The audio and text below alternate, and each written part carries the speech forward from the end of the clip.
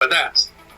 Sinasabi na sa Ligang Batas na ang Kamara de Representante ang may karapatan, kapangyarihan na aprubahan ang isang budget, isang departamento. At sila rin na may karapatan na usisahin yan. Kasi nga, sa ilalim ng Saligang Batas, may tinatawag na public office is public trust na ang ibig sabihin, kailangan accountable ka. At sapagkat ang hinihingi mong pera ay galing sa taong bayan, kailangan naman taong bayan kung ano ang pinaplano mong gawin doon sa pera na hawakan mo. Kaya, yun ang sinasabi ng Saligang Batas. Kaya yung tradisyon na sinasabing hindi pa pwedeng usisain at bigyan na lamang ng kortesiya ay hindi pa pwedeng manaig sa requirement ng Saligang Batas.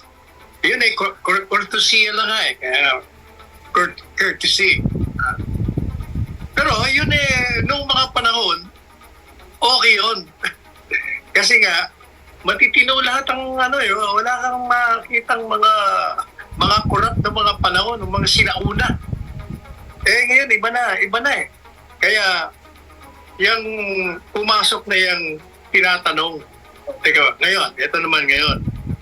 Having said that, pero hindi rin ibig sabihin na yung Kamara de Representante, dahil may karapatan, kapangyarihan na usisahin, pag inusisa mo ang budget naman ng isang departamento gaya ng OVP, ikaw naman magiging bastos doon sa head.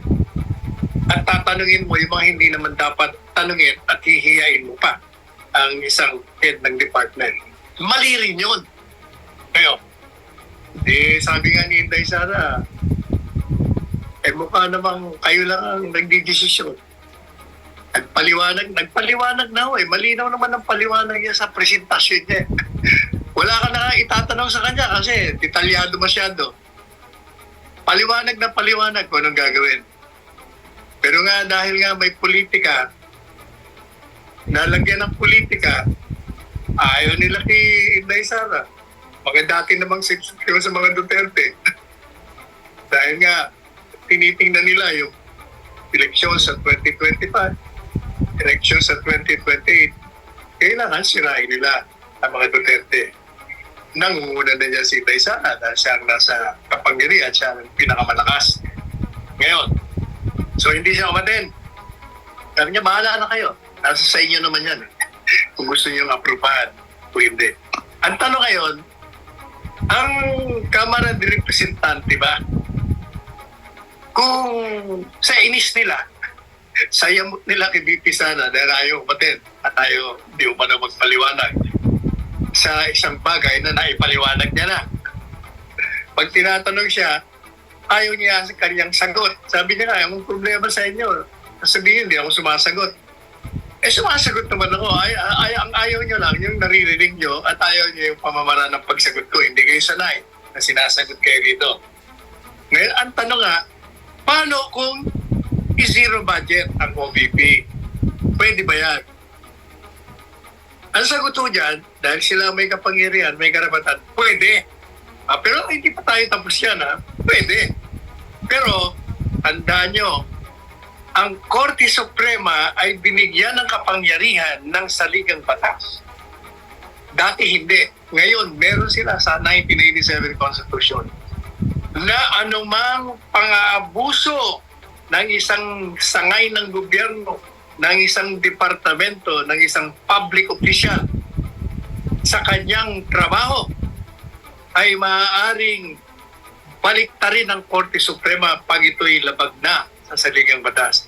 Kaya kung ang gagawin po nila, tatanggalin na nila ng budget ang OVP, that is grave abuse of discretion. Kasi may discretion sila na mag-approve o disapprove. Pero kailangan reasonable. Dahil lang hindi pumunta at hindi sumagot, ay hindi yung grave, hindi yung abuso naman sa party ni Inday Sara yun. Binibigay niya naman ang kanyang paliwanag. So hindi mo masasabi na uy, naabuso ka, brat ka naman masyado. Di pinaliwanag ko na nga eh. Problema sa inyo, tinatanong niyo ako sa isang paksain na diskusyon niyo na rito, nagdesisyon na nga kayo na wala na akong confidential pass, inuusisa niyo pa. Pangalawa, yan naman ginagamit yung notice of disallowance, hindi pa pinalyan, kaya hindi dapat pinag-uusapan pa yan. Pangatlo, merong nakabimbing sa Korte Suprema sa question ng legalidad ng confidential funds. Kaya dapat talaga hindi natin pag-usapan. Ngayon, gagawin nyo, tatanggalin nyo ako ng budget. Yan ay abuso ng inyong kapangyarihan. Abuso ng inyong karapatan. So that is a grave abuse of discretion amounting to excess or lack of jurisdiction. Kaya pwedeng pumunta si Inday Sara sa Korte Suprema para sirain yung kanilang desisyon kung mangyari man yan. Yan ang aking posisyon dyan. Tradition is good, but it cannot prevail over a constitutional directive. Courtesy lang nga yan. But it doesn't mean also that you are functioning and obeying to the constitutional command to do your job, to scrutinize the budget, to abuse your authority. Hindi rin pa pwede yan. Kaya, Korte Suprema papasok yan. Yan ang aking posisyon. Attorney Sal, binanggit po ninyo yung katagang constitutional command. Pasok din po ba dyan yung issue ng disenfranchisement? Kasi kung pagsasama-samahin mo yung mga kongresista na miyembro ng APRO, hindi po yata sila hihigit yung boto na nakuha ni Inday Sara, ni VP. 32 million po. The largest in Philippine history. MJ, hindi pinag-uusapan dyan yung boto. Ang pinag-uusapan dyan pala, ano bang sinasabi ng saligang batas? When the Constitution says that it has the right to scrutinize the budget, it says so and it should follow yung Kongreso, regardless kung ano pang botong tinanggap ng sino man dyan. But, you have the authority, but you cannot abuse that authority. Kaya nga, noong 1987 Constitution, dati-dati hindi pwedeng pakialaman ng Supreme Court yan kasi that's a political question that only the sovereign people can decide. Pag binago yan, hindi. Ang Korte Suprema ngayon, pag ikaw ng abuso, lahat ng public official, lahat ng departamento, lahat ng ahensya, papasok kami dyan, papakialamin namin yan, sapagat nilalabag mo ang saligang batas, sapagat nobody is above the Constitution. Hindi pinag-uusapan dyan yung number of votes. Tsaka maganda rin yung punto, Attorney Sal, ni Congressman Marcoleta nung tinanong siya ni Congressman Pabuano na magbabago raw sana yung boto ni Paduano, which is isang boto lang. Kung nandun present si VP Inday, sabi naman ni Marcoleta, have you seen the President personally defending his budget? Mga ganong usapan ba, Attorney Sal? Anong masasabi mo? Sa akin petty yung mga usapan na gano'n Alam mo, yung sinasabi yung congressman na yan, na magpapresent boto ko lang dyan, hindi niya naiintindihan ko ng courtesy.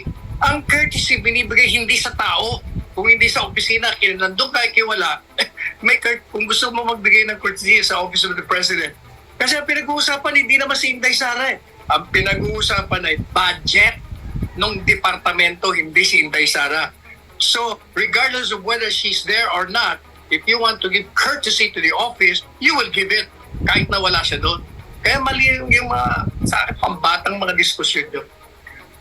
Gano'ng kabigat, Attorney Sal, yung pag-name drop ni VP Inday kay Speaker Martin at kay Congressman Zaldico? Sabi kasi ni Congressman Ko, pambubudo lang daw yung statement ni VP Inday. Marami daw sila mga mababatas na member ng komite at mga senador din nakasama sa pagpasa ng budget. Sinabi niya rin na diversionary tactic ng yung mga revelasyon ng Vice Presidente. Anong masasabi mo doon, sir?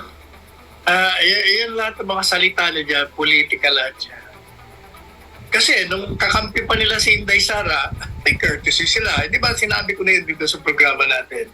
Yung courtesy applies only pag kakampi ka ng administrasyon.